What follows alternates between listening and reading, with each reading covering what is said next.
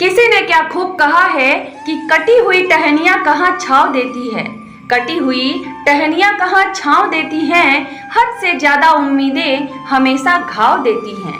मरने से पहले दानवीर कर्ण ने माता गांधारी से ऐसा क्या कहा जिसे सुनकर भगवान श्री कृष्ण भी फूट फूट कर रो पड़े। दोस्तों, आज की यह कथा केवल महाभारत के युद्ध का एक दृश्य नहीं है, यह एक ऐसा क्षण है जो समूचे इतिहास में दर्द, त्याग और ममत्व की सबसे करुण चीख बनकर अमर हो गया। यह वह घड़ी है जब मृत्यु और सत्य आमने सामने खड़े थे। यह वह पल है जब एक योद्धा ने अपने अंतिम श्वासों में कुछ ऐसा कह दिया कि स्वयं योगेश्वर श्री कृष्ण, जिनका हृदय भीषण युगों के बोझ से भी नहीं कांपता, वे भी फूट फूट कर रो पड़े। हाँ, वही कर्ण, महानायक अधर्म के पक्ष में खड़ा होते हुए भी धर्म को अपने हृदय में जीवित रखने वाला पुरुष, वह कर्ण जिसने जीवन भर अपमान सहा पर बदले में किसी से घृणा नहीं की, जिसे समाज ने सूत पुत्र कहा, जिसने राजसूय यज्ञों में उपहास झेला, जिसकी माता ने जन्म दिया लेकिन समाज के डर से नदी में बहा दिया, जिसे अपनाया दानवीर अधिरथ ने, लेकिन खून का रिश्ता कभी उसे नहीं मिला। और जब अंत में वो रणभूमि में अपने जीवन की अंतिम घड़ियां गिन रहा था, उसका कवच उतर चुका था, उसकी आत्मा थक चुकी थी, रथ कीचड़ में धंसा था, शरीर रक्त से लथपथ था, तब वहां पहुंचती है महारानी गांधारी। हाँ, वही गांधारी जिन्होंने 100 पुत्रों को जन्म दिया था और उसी युद्ध में एक एक कर अपने सभी पुत्रों को खो दिया। उनके हृदय में पीड़ा थी, अश्रु थे और एक माँ का ऐसा आक्रोश था जो पहाड़ों को भी तोड़ दे। उन्होंने देखा वही कर्ण जिसके बाणों ने उनके पुत्रों के जीवन का दीप बुझाया। गांधारी आगे बढ़ी, उनकी आंखें पट्टी से ढकी थी, लेकिन हृदय उस समय सबसे तीव्र दृष्टि बन चुका था। वो कर्ण के पास पहुंची और उनके अधरों से पहला प्रश्न निकला, कर्ण, क्यों किया तुमने यह सब? क्या तुझे तनिक भी दया नहीं आई? मेरी गोद उजड़ते देख रणभूमि में मौन थी, हवा थम गई थी, शंखों का नाद रुक चुका था। कर्ण ने अपनी आंखें उठाई, उसकी दृष्टि में ना क्रोध था ना अपराध, बस एक गहरा मौन और थकान थी। और फिर उसने वह कहा जिसकी किसी ने कल्पना भी नहीं की थी, जो गांधारी को भी भीतर से तोड़ गया और जो श्री कृष्ण के नेत्रों को अश्रुओं से भर गया। क्या था वह वाक्य? किस दर्द ने उस सूर्य पुत्र को इस हद तक तोड़ दिया, वह अपने अंतिम क्षणों में भी किसी को दोष ना दे सका। दोस्तों, आज हम उसी क्षण की कथा कहेंगे, वह पल जब एक पुत्र ने अपने हृदय की पीड़ा माँ के चरणों में रख दी, वह पल जब गांधारी को पहली बार लगा कि उन्होंने एक और पुत्र को खो दिया, और वह पल जब स्वयं श्री कृष्ण को भी संसार के सारे धर्म, सारे वचन और सारी मर्यादाएं फीकी लगने लगी एक सत्य के आगे। दोस्तों, धूल से सने रणभूमि में जब सूर्य की अंतिम किरणें रक्त से सनी धरती पर पड़ रही थी, चारों दिशाओं में सन्नाटा पसरा हुआ था, पक्षियों ने उड़ना छोड़ दिया था, युद्ध के नगाड़े अब मौन हो चुके थे।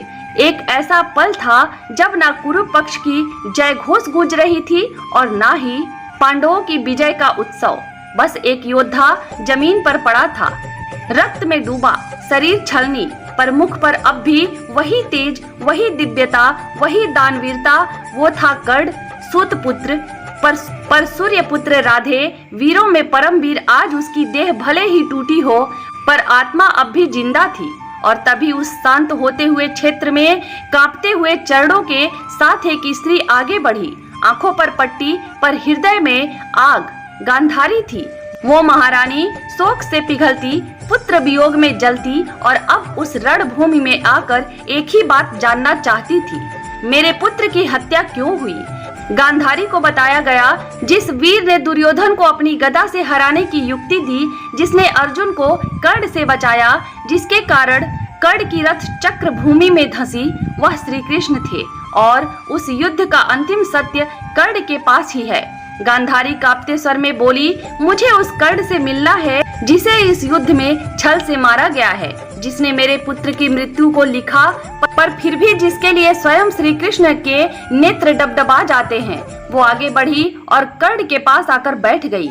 वो क्षण इतिहास का सबसे भावुक दृश्य बन गया। कर्ण की आंखें बंद थी, पर उन्होंने गांधारी की आहट पहचान ली थी। धीरे से कांपते स्वर में बोला, माता, क्या आप मुझे श्राप देने आई हैं? गांधारी स्तब्ध रह गई। उनके अधरों से स्वर ही नहीं निकले। कर्ण फिर बोले, मैं जानता हूँ कि मैं सूत पुत्र कहलाया। मैं जानता हूँ कि मैं उस पुत्र का मित्र जिसे आपने जन्म दिया। पर मैं यह भी जानता हूँ कि आप कभी मुझे अपनी गोद में नहीं बिठा सकी, क्योंकि मैं आपके पुत्र के समकक्ष नहीं था। गांधारी की आंखों से आंसू बह निकले। कर्ण का स्वर और भी करुण हो गया। माता, क्या आप जानती हैं कि जब द्रौपदी का चीर हरण हुआ तब मैं भी मौन था, पर मेरे मौन में भी एक चीख थी जो किसी ने नहीं सुनी।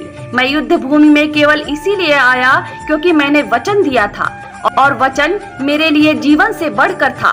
परंतु क्या कभी किसी ने मुझसे पूछा कि मैं क्या चाहता हूँ? गांधारी अब फूट फूट कर रोने लगी। कर्ण ने कांपते हुए हाथ से उनका आंचल थाम लिया और बोले, माता, मेरे पास खोने के लिए कुछ नहीं था, पर देने के लिए सब कुछ था। मैंने कवच दिया, कुंडल दिया, सिंहासन का अधिकार छोड़ा, यहाँ तक कि अपने अंतिम समय में भी मैंने अपनी माँ कुंती को माफ किया, क्योंकि मैं सूर्य पुत्र था, दानवीर कर्ण था।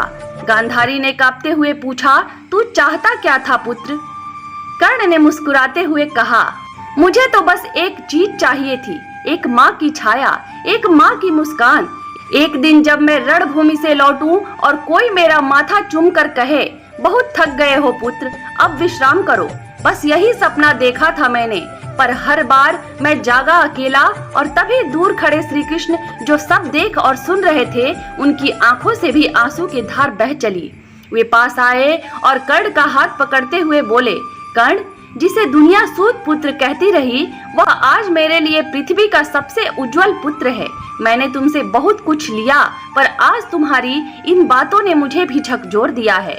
उस दिन कुरुक्षेत्र की रणभूमि केवल रक्त से नहीं भीगी थी, वो श्री कृष्ण और गांधारी के आंसुओं से भी भीगी थी, क्योंकि एक ऐसा योद्धा जा रहा था जिसे संसार कभी पूरी तरह समझ ही नहीं पाया था। यही समाप्त नहीं होती है। यह तो उस भावनात्मक सत्य का उद्घाटन है जिसे युगों तक दबा दिया गया। कर्ण केवल एक योद्धा नहीं था, वह एक पुत्र था, एक दानवीर था, एक त्यागी आत्मा था। और जब उसने गांधारी के सामने अपना हृदय खोला तो वह सत्य सामने आया, जिसे सुनकर स्वयं श्री कृष्ण भी फूट फूट कर रो पड़े। आज भी जब हम कर्ण की उस अंतिम पीड़ा को सुनते हैं तो केवल एक प्रश्न मन में उठता है, क्या संसार ने कर्ण को कभी वास्तव में समझा? और यदि आपका हृदय भी इस कथा को सुनकर कांप उठा हो तो मित्रों, ऐसे ही सत्य और संवेदना और सनातन की